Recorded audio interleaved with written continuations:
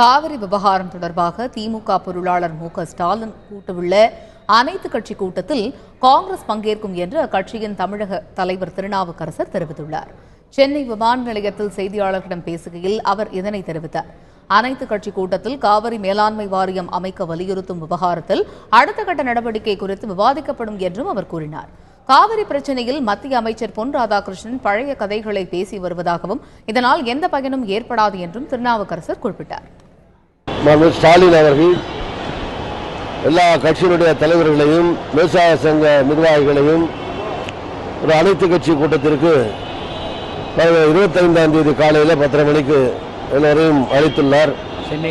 சென்னையில் அறிவாலயத்தில் அந்த கூட்டத்தில் காங்கிரஸ் சார்பில் நான் பங்கேற்கிறேன். அமைச்சராக இருக்கிற நண்பர் பொன் ராதாகிருஷ்ணன் போன்றவர்களெல்லாம் பழைய கதைகளை பேசிட்டு இருக்கிறது, அதனால எந்த பயனும் இல்லை. தங்களுடைய தவறை மறைப்பதற்கு வேண்டுமானால் அது பயன்படலாமே தவிர அதனால எந்த நன்மையும் கிடையாது.